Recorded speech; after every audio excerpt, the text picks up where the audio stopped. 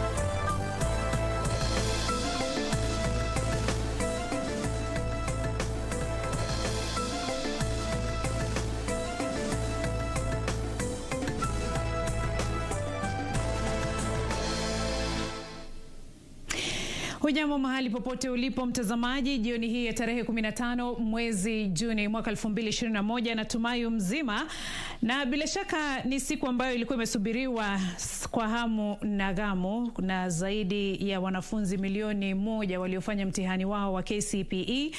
Na hivi leo Wizara ya Elimu imeweza kuweka wazi shule ambazo wanafunzi hawa wataweza kujiunga, yani shule za upili.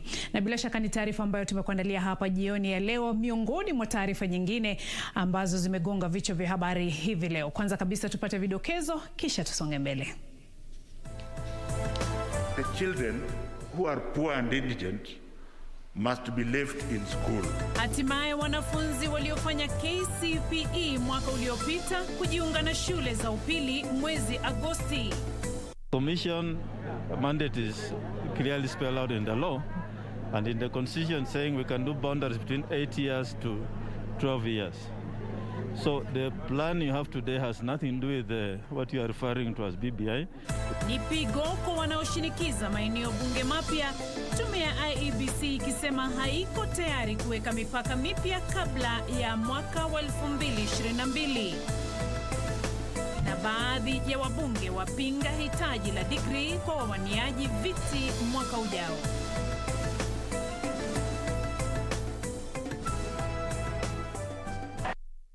Karibu mtazamaji kwa taarifa hizo na nyinginezo hapa kwenye meza yetu ya Darubini ya Channel 1. Kumbuka pia tunakupa fursa ya kufuatilia taarifa hizi kupitia mtandao wa Twitter @KBC Channel 1 na @Betty Gatonye. Vile vile fuatilia taarifa hizi mbashara kupitia mtandao wa Facebook KBC TV Channel 1 TV. Naitwa Beatrice Gatonye Ngatichi, mtangazaji wa ishara jioni ya leo ni Ano Wangeshi. Karibu. Wanafunzi wa kidato cha kwanza wanatarajiwa kujiunga na shule zao tarehe 2 mwezi Agosti. Zaidi ya wanafunzi milioni 1 waliofanya mtihani wa darasa la 8 KCPE mwaka uliopita watajiunga na shule za upili. Waziri wa Elimu Profesa George Magoha amesema serikali imechukua hatua za kuhakikisha wanafunzi wote wanajiunga na shule za upili na kwamba hakuna mwanafunzi anapasa kunyimwa fursa ya kuendelea na masomo yake kwa sababu ya ukosefu wa karo. Wizara ya Elimu imekamilisha shughuli ya kuwachagua wanafunzi watakaojiunga na kidato cha kwanza katika shule mbalimbali za sekondari za umma tarehe 2 mwezi Agosti. Wanafunzi hao wanaweza kupokea maelezo zaidi kwa kutuma nambari zao walizotumia kufanya mtihani wao wa KCPE kwa nambari 22263. Takriban wanafunzi 1036 watajiunga na shule za sekondari za kitaifa na wengine zaidi ya 1200 kujiunga na shule za ziada za kaunti. Wanafunzi 1213 watajiunga na shule za kaunti na 1718 kujiunga na shule za kaunti ndogo. Akiongea alipotoa ripoti kuhusu shughuli hiyo ya uchaguzi wa wanafunzi watakaojiunga na shule mbalimbali za sekondari, Waziri wa Elimu Profesa George Magoha alitoa wito wa kuwajali wanafunzi wasiokuwa na uwezo wa kulipa karo na kuepuka kufukuza wanafunzi kutoka shuleni kwa kushindwa kulipa karo. And I keep saying that people must pay fees because I know people who are driving cars, good cars. They change clothes very well. They go to clubs to drink beer. The only thing they don't have is money to pay their children fees. I have also said very clearly that the children who are poor and indigent must be left in school. I have no water in my mouth when I'm saying these things. And then the teachers are saying, how shall we know? Summon them to your school and talk to them. Let them show you evidence that they have been sacked. Serikali ya kitaifa hutoa takriban shilingi 22,000 kama sehemu ya karo ya kila mwanafunzi wa shule ya sekondari kugharamia masomo na matibabu. Mwaka huu hata hivyo bajeti ya Wizara ya Elimu ilipungua kwa shilingi bilioni 6. Profesa Magoha ameonya kwamba kila juhudi zitafanywa kuhakikisha matumizi bora ya pesa zilizoko. So may I urge anybody who has power to spend money to ensure that that money is spent for the person that it is supposed to be spent. Otherwise you'll go to answer God directly when you go up. I'm telling you the truth, because you may be thinking you are stealing from government, but you are stealing from the children. A child is like an angel. You don't dare steal what belongs to a child. Ili kuhudumia idadi kubwa ya wanafunzi wanaotarajiwa kujiunga na shule za sekondari, tume ya kuajiri walimu nchini imetenga shilingi bilioni 2.5 kuajiri walimu 5,000 wapya. I wish to ask qualified and qualified unemployed and registered teachers to look out for advertisements for employment opportunities next month. Wizara ya Elimu inatoa wito wa kutumia vyema pesa za kustawisha maeneo bunge, kuimarisha miundo misingi ya shule na kutoa misaada ya karo kwa wanafunzi zaidi. Serikali imesema imetenga shilingi bilioni 4.2 kwa ustawishaji miundo msingi katika shule za msingi za umma na za sekondari wakati wa kipindi cha matumizi ya pesa za serikali cha mwaka 2021-2022. Kevin Washira, Darubini Channel 1. Asante sana Kevin Washira kwa taarifa hiyo. Kikosi cha jeshi la Kenya kimeelekea katika Jamhuri ya Kidemokrasia ya Kongo kwa harakati za kuhifadhi amani nchini ya mwavuli wa Umoja wa Mataifa. Akiongea katika kambi ya jeshi ya Embakasi, mkuu wa majeshi Jenerali Robert Kiboshi amesema wanajeshi hao watakuwa nchini DR Congo kwa mwaka mmoja.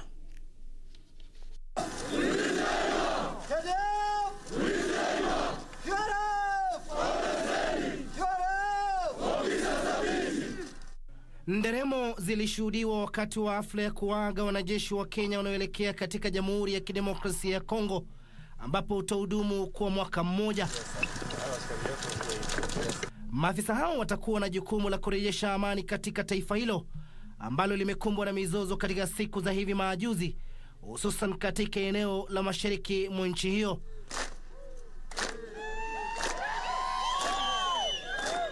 Kenya imetambuliwa ulimwenguni kwa juhudi zake za kushiriki katika juhudi za Umoja wa Mataifa za kuhifadhi amani.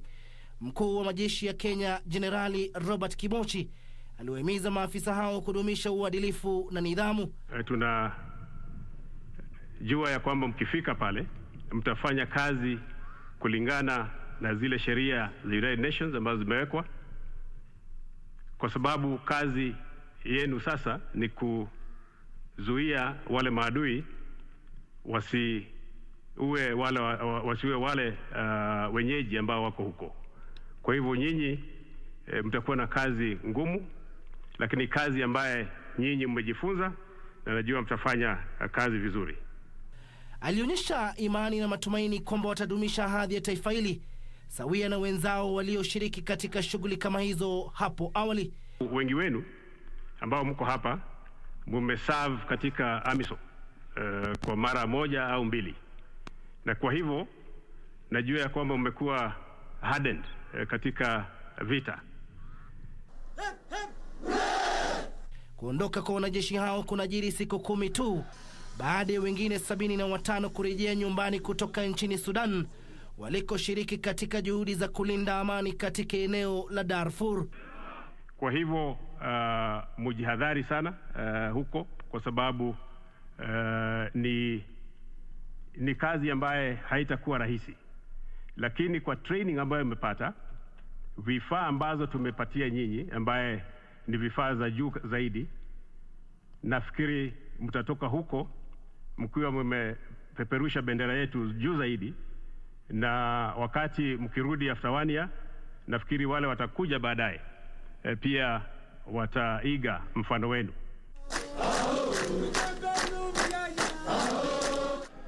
Shamra na mbwembwe hizi zinapoajiri ni ishara tosha kwamba amani ni kiungo muhimu katika taifa lolote ambalo linapania kustawi, na kikosi hiki cha wanajeshi kinaposafiri katika taifa la Jamhuri ya Kidemokrasia ya Kongo katika juhudi za kuleta amani, tunataraji kwamba wataweka bendera ya Kenya kwenye ramani na Kenya iweze kusifika katika Umoja wa Mataifa na bara la Afrika.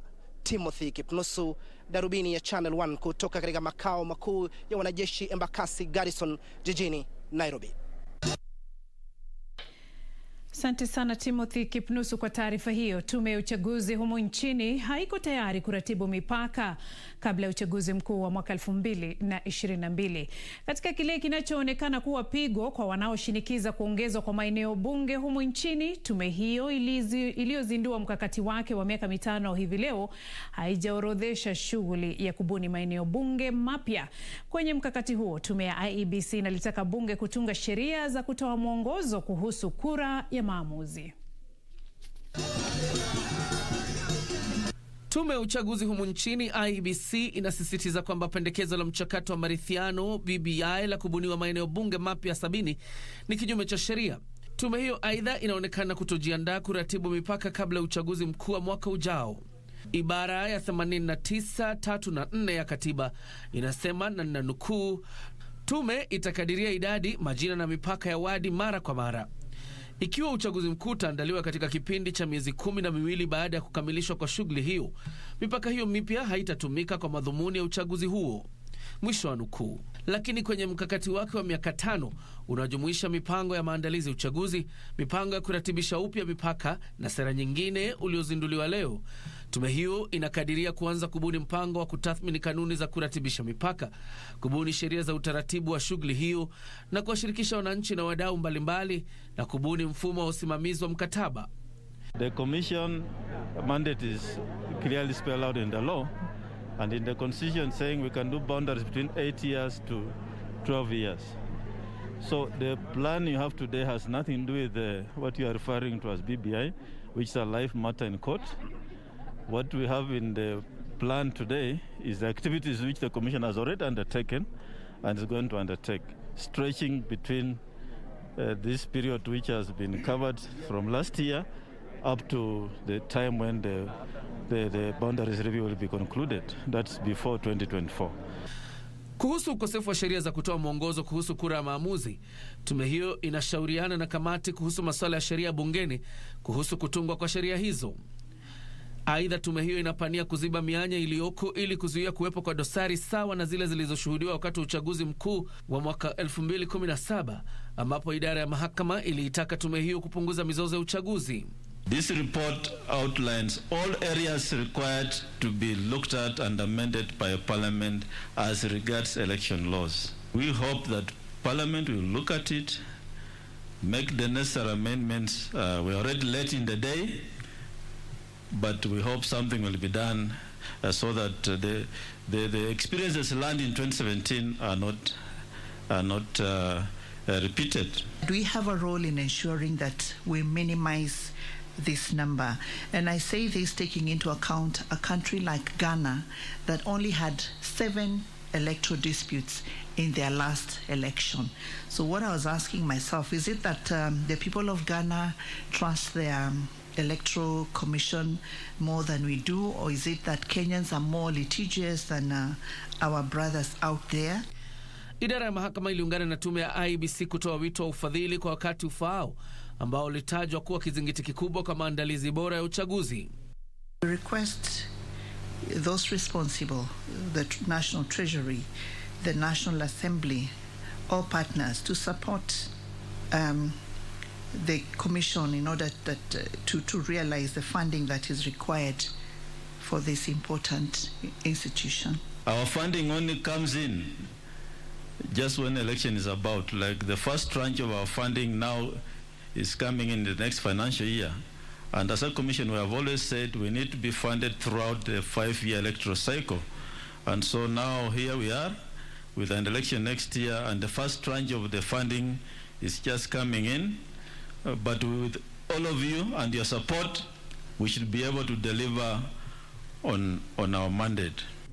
Wadau walitoa wito wa hatua kuchukuliwa dhidi ya wanaoeneza chuki, mbali na kuitaka idara ya mahakama kutoegemea upande wowote wakati wa utekelezaji haki kwenye masuala ya kiuchaguzi. The Independent Electoral Commission must remain sane, just like the judiciary must remain sane when madness engulfs us.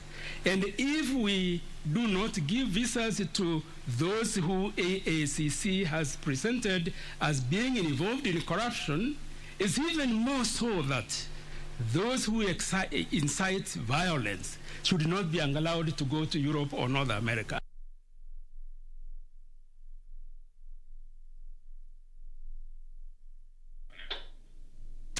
Tukiachana na taarifa hiyo, taasisi ya ustawishaji na usimamizi wa ardhi imetoa wito wa kuimarisha juhudi za kukabiliana na unyakuzi wa ardhi. Mkurugenzi mkuu wa taasisi hiyo, Mwenda Makathimo, amesema shughuli inayoendelea ya kuanzisha mfumo wa kuhifadhi kumbukumbu za ardhi kwa njia ya dijitali ni hatua nzuri, lakini mengi yanahitaji kufanywa ili kukabiliana na ufisadi katika sekta ya ardhi. Utafiti uliofanywa na taasisi ya ustawishaji na usimamizi wa ardhi umefichua mianya katika usimamizi wa ardhi humu nchini. Matatizo makubwa ni pamoja na ufisadi, ugumu katika kupata habari muhimu kuhusu umiliki wa ardhi na kutofahamu marekebisho yanayoendelea kufanyiwa sekta ya ardhi. There is also the issue of data security. A number of people were raising the concern that they are not too sure that the data they feed into the system is secure, because of course you give in all your private information, and you also give information relating to your land. There's a concern about identity theft. That yes, because all you need is your name, ID number, the serial number of the ID, and some mobile number. Taasisi hiyo inasema ufisadi ungali mojawapo wa matatizo makubwa yanayotishia marekebisho katika sekta ya ardhi. 51% still found that land transactions in private land category were still affected by corruption within the processes of transactions. Shughuli inayoendelea kuanzisha mfumo wa kuhifadhi kidijitali kumbukumbu za ardhi inatarajiwa kulainisha usimamizi wa ardhi na kuangamiza ufisadi katika sekta hiyo. Yusuf Far, Darubini ya Channel 1. Yusuf Far, mtazamaji, natamatisha awamu ya kwanza ya Darubini ya Channel 1. Hivi sasa ni wakati wa kuelekea kwenye mapumziko, lakini kabla nifanye hivyo, Onyando Wycliffe unasema unatazama ukiwa maeneo ya Kisii. Asante sana. Faith Kaliti hujasema unatazama ukiwa maeneo ya wapi, hata hivyo unasema unatazama Darubini jioni ya leo. Kids Peter kutoka Taita. Rose Kasichana unasema unatazama kutoka maeneo ya Serengeti, Malindi. Mainye Momanyi unasema uko katika maeneo ya Kisii. Naye Rajab Kahinde, tuko pamoja sana, natazama nikiwa maeneo ya Mariakani, Kilifi, pamoja na Joseph Butorire unatazama ukiwa maeneo ya Kampala, Uganda, miongoni mwa wengine wengi ambao bila shaka wanaendelea kutuma maoni yao hapa. Haya, kwa sasa mtazamaji, nipate glasi ya maji, nitakuwa nikirejea na taarifa zaidi.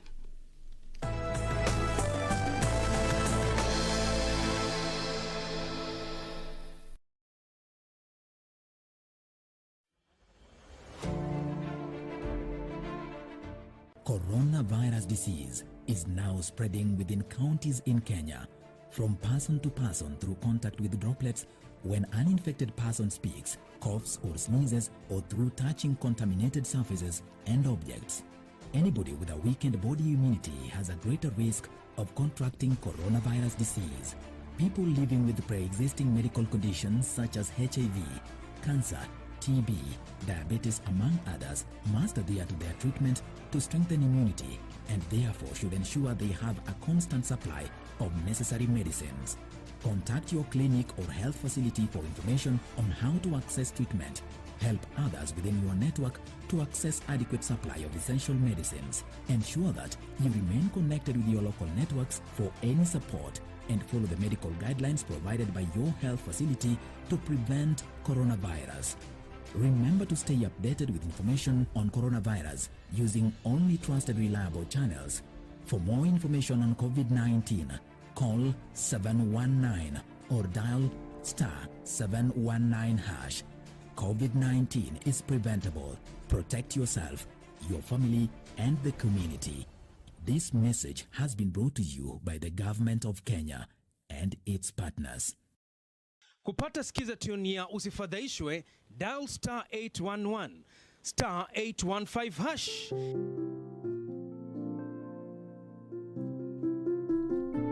Usifadhaishwe na mafanikio ya wengine ukihisi kwamba maisha yako hayana maana. Kumbuka, wengi huzungumzia tu mafanikio yao na si changamoto walizozipitia na ni mara ngapi walianguka. Tia bidii, muda wako utafika. Ili kupata skiza tune hiyo ya usifadhaishwe kwa simu yako, dial *811, *815#, *811, *815#. Je, unajua unaweza ukachukua bima ya mazishi? Chukua bima ya mazishi ili usiwe na mfadhaiko unapopatwa na msiba. Sera hii huhakikisha gharama zote za mazishi zinazingatiwa. Sasa umejua, IRA, bima bora kwa taifa.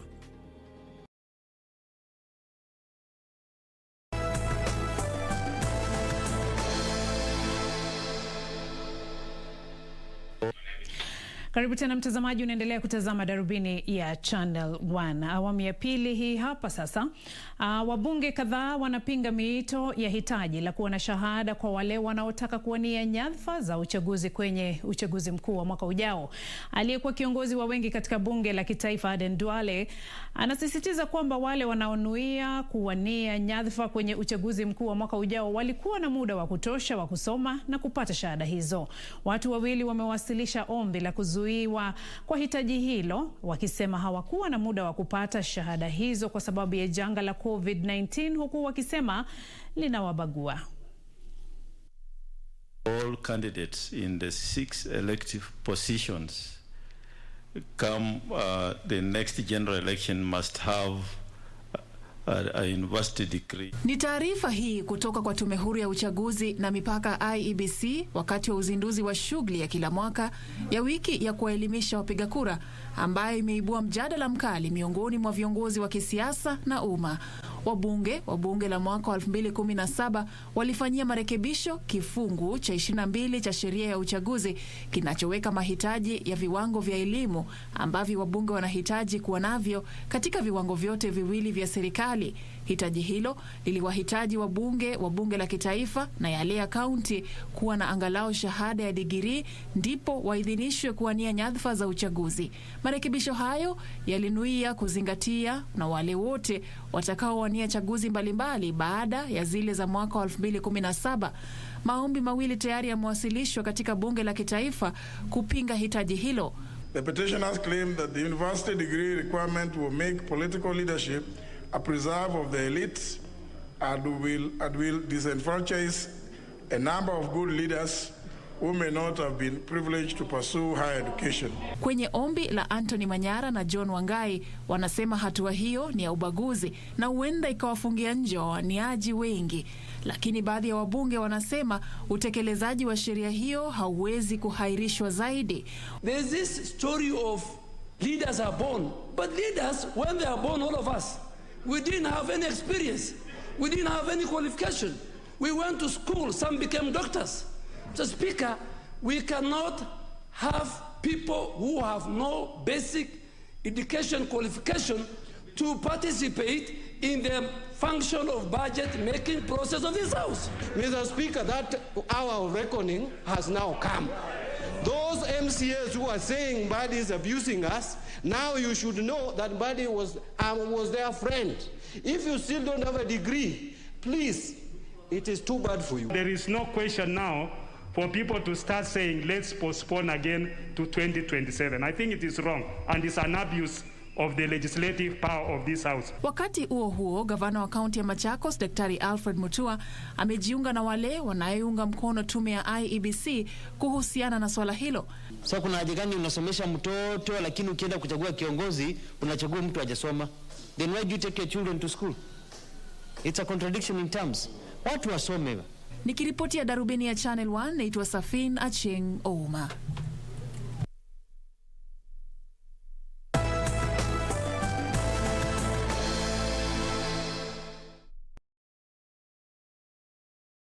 Every time I'm in front of the camera, I remember my culture. After all, story ni yetu. Kama unadai drama origi, telenovelas na sports, get your GoTV decoder na 1 month GoTV Plus for 1,299 bob. Download my GoTV app kumanage account yako on the go, ama dial *423# kusubscribe, kupay, kureconnect, kuupgrade ama kuclear errors. GoTV, love it. Bwana Motiso, pikipiki yako ndio hii. Uko shwani yangu. Hii pikipiki ni unakumbuka uniekelea the lowest unique bid yako ilikuwa ngapi? 18 shillings. Na unajua kuendesha hii gari? Kidogo. Haya, kitoko yako shika helmet, kifungu yako chomoka na mali yako. Kujiunga na QuickBid ni rahisi. Enda kwenye M-Pesa, bonyeza paybill kisha weka business number 4032353. Kwenye account weka kodi ya bidhaa unayotaka na bid yako ya chini zaidi. Kwa mfano TV 16. Kisha weka shilingi 20 tu kama idadi yako. Weka bid yako pia kwenye www.quickbid.co.ke. Kumbuka, bid ya chini zaidi ya kipekee ndio ununua. QuickBid, bidhaa bora kwa bei ya chini. Thank you very much for coming here for this event.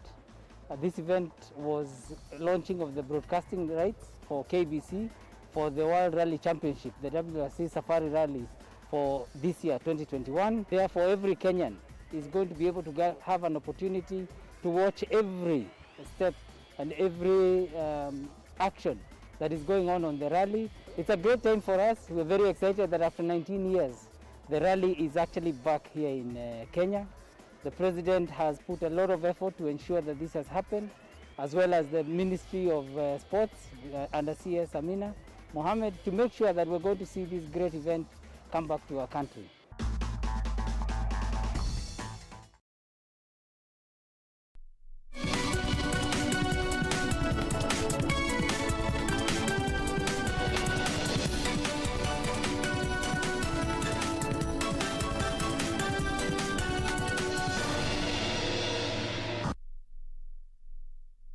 Mtazamaji, kabla ya kuangazia zile za spoti, kwanza kabisa hebu tuangazie hizi za biashara.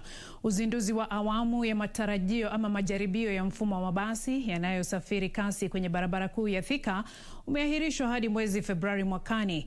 Hatua hiyo inatarajiwa kutoa fursa ya ununuzi wa ardhi ya kupanua barabara na vyuma vya kutengeneza barabara ya mabasi hayo. Kaimu mkurugenzi wa halmashauri ya uchukuzi jijini Nairobi, mhandisi Francis Getao, alisema zabuni ya ununuzi wa mabasi 60 kati ya 300 yanayohitajika itatolewa mwezi Julai kupitia ushirikiano kati ya sekta za umma na za kibinafsi.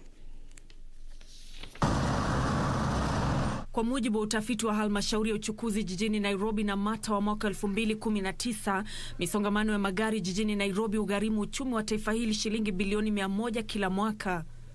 Hii ni kumaanisha kwamba wakazi wa jiji la Nairobi hupoteza takriban shilingi milioni 11 kila saa na kutumia dakika 57 kwa wastani kukamilisha safari ambazo zinafaa kuchukua muda mfupi zaidi. Ni kutokana na hali hii ambapo serikali inasema imeshirikiana na wadau kuhakikisha mfumo wa uchukuzi wa mabasi yanayokwenda kwa kasi kwenye barabara ya Thika utafaulu licha ya kuchelewa kuzinduliwa. Generally with the projects you cannot put your finger very firmly on the table because sometimes you can have challenges, but basically the infrastructure will be complete. Mpango huu ni sehemu ya mfumo mahususi wa uchukuzi jijini Nairobi na viunga vyake unaolenga kukomesha misongamano ya magari. We would like to welcome Kenyans to join us in this journey of transforming public transport in this city from the matatu-based system that we've had for the last 40-50 years to more organized mass transit systems. Halmashauri ya Namata inasema kuwa katika sehemu ya mpango huo, maegesho yatakayojengwa ya mabasi yataunganishwa nguvu za umeme ili kukidhi hitaji la umeme la mabasi hayo mapya. We really want to go electric, we want to go green. One, we know sustainability issues are key, and we know the world is going electric. Electric is low maintenance, light buses. Barabara hiyo ya mabasi ya kasi kwenye barabara ya Thika Simba Line 2 pia itajumuisha vipengee mbalimbali vikiwemo uratibu wa barabara kuu ya Thika ili kutoa fursa ya vituo vya kupanda na kushukisha mabasi pamoja na vivukio, vituo vya kuegesha mabasi katika maeneo ya Kasarani, Ruiru hadi hospitali kuu ya Kenyatta, utoaji tiketi za kusafiri kwa njia ya kidijitali na kadhalika. This line 2 is the only government funded corridor, and I think it was a demonstration corridor so that the seriousness of this government on their commitment to provide a high-quality public transportation service in the metropolitan region could be stamped on the ground. Kampuni ya Uchina Steco lilipewa zabuni ya shilingi bilioni 5.6 mnamo mwaka 2019 katika mradi huo utakaojumuisha mabasi 300 yatakayohudumu kwenye barabara ya Thika kupitia katikati ya jiji hadi hospitali kuu ya Kenyatta.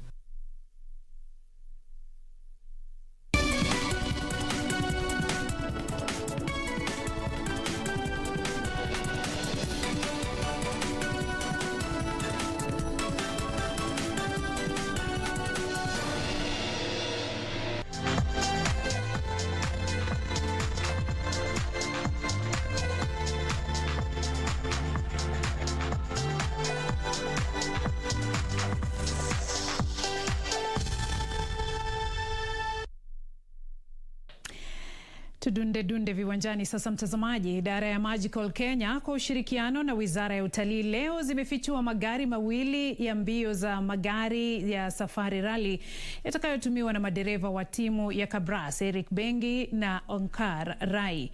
Madereva hao ni miongoni mwa madereva 58 watakaoshiriki kwenye raundi ya 6 ya mashindano ya Safari Rally duniani kuanzia tarehe 24 hadi 27 mwezi huu jijini Naivasha. Kunani pekee zikisalia kabla ya Kenya kuandaa raundi ya 6 mashindano ya mbio za magari ya Safari Rally duniani, macho yameangazwa kwa madereva 31 wa humu nchini watakaojitosa ulingoni kwa kinyang'anyiro hicho. Onkar Rai pamoja na msaidizi wake Drew Sturrock kwenye gari aina ya Volkswagen Polo GTI na Eric Bengi na msaidizi wake Peter Mutuma kwenye gari aina ya Mitsubishi Lancer Evo leo walipokea magari yao kutoka kwa idara ya Magical Kenya. First time also this event is going to take place in the National Park, flagging off from Kenyatta Conference Center. The Kenya Tourism Board management did an innovative way by partnering with these rallies. So thank you and congratulations. This event is not just an event. It's a big event for Kenya. It's an event that is going to be beamed internationally, and that confirms that Kenya is a destination that can host an international event like this one. Bengi alionyesha udedi wake katika mashindano ya kufuzu ya FIA jijini Naivasha tarehe 23 mwezi Aprili, huku akimaliza katika nafasi ya 15 kwa muda wa saa 3 dakika 21 sekunde 37.2. It has taken us about a month to prepare the car from last WRC. Been quite intense, but I guess and I think we are set. We are ready. Until the last meter has been driven, and we got stung very early on, but we managed to come back and produce some good times in the Super Rally. So I feel we have the pace, but a little bit of consistency on our side, and I'm sure we can try and get a good result for Kenya. Madereva watakinzana kwenye vituo 8 tofauti ambazo zitakuwa kilomita 320.19. Frederick Moki, Darubini Michezo. Kampuni ya ubashiri ya Odibets leo imemfichua rasmi Charles Odongo almaarufu Ugaliman kuwa balozi mkuu wa kampuni hiyo. Odongo alipata umaarufu katika mitandao ya kijamii baada ya video yake akila ugali kwa ustadi kusambaa.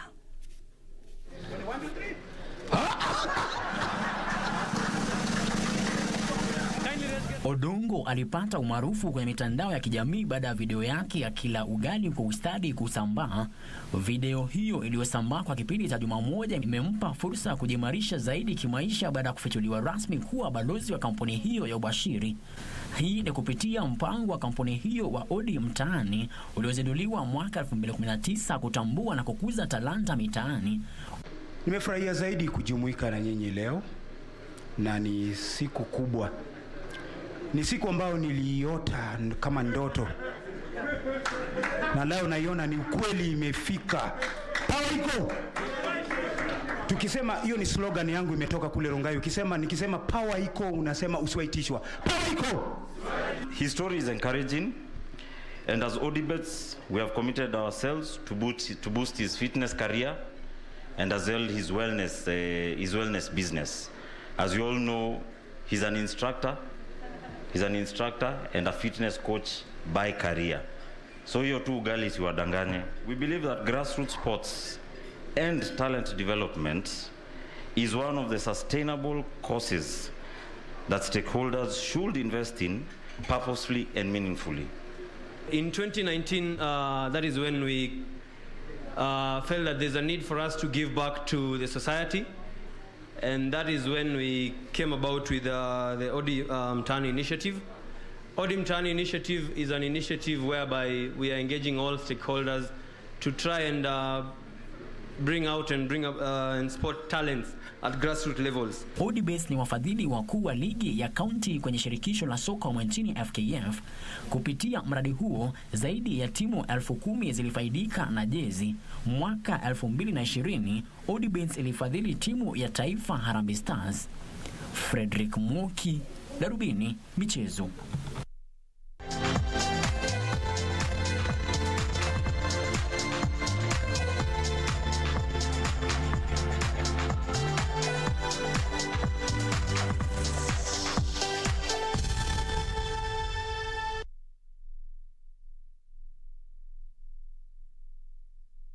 Kabla ya kutamatisha Darubini ya Channel 1 jioni ya leo, tuangazie taarifa hii.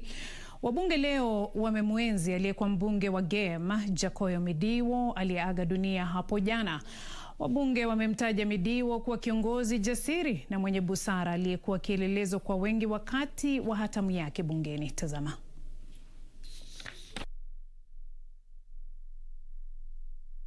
And when I joined Parliament, Mr. Speaker, he told me that if you want to be a good legislator, Mr. Speaker, you must learn by attending parliamentary sittings. That's what he told me, Mr. Speaker. And that is the same message I've been giving my other colleagues who are joining for the first time. Jakoyo was so generous, not just with what he had, Mr. Speaker, but with words and advice. Mr. Speaker, he was such a good mentor. He would tell you that I know you are hard-headed, but this is the right thing to do. And he was so persistent and so insistent about what he believed in. And this made it very difficult for the other side to be able to counter what he was doing. When he was in line of duty, Jakoyo ensured that he was indeed the man in the arena. His face marred with sweat and dust most of the time, in attempts to ensure that we, the people of Game, got what we deserved and what was rightfully ours.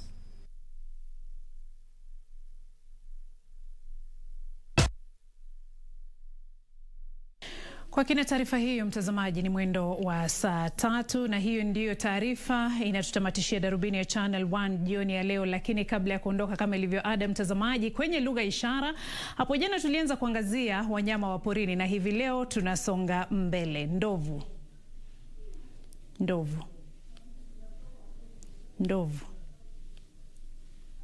Tumbili.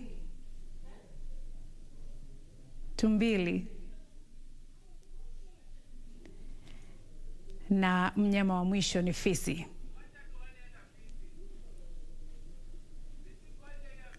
fisi.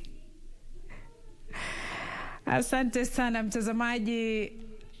Natumai unaendelea kujifunza na ni muhimu tuendelee kujifunza. Wakati mwingine tutakuwa tukiendelea na wanyama wa porini kwani ni wengi na ni vizuri tu wajue kwa lugha ya ishara. Asante sana kwa muda wako. Hapo ndipo tunatamatisha Darubini ya Channel 1 jioni ya leo.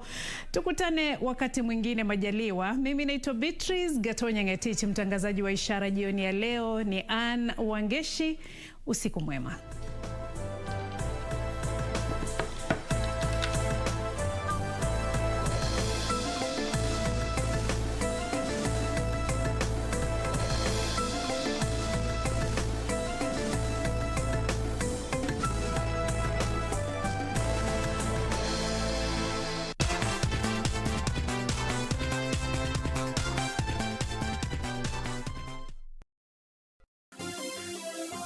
Vera Beauty College.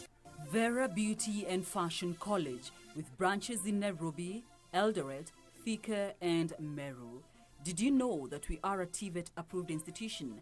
We offer courses in fashion design, interior design and soft furnishing, event decoration, flower arrangement, event planning, hairdressing, barbering and dreadlocks, beauty therapy, makeup, nail technology, spa massages, teaching skills, TOT, solo business management, and many more.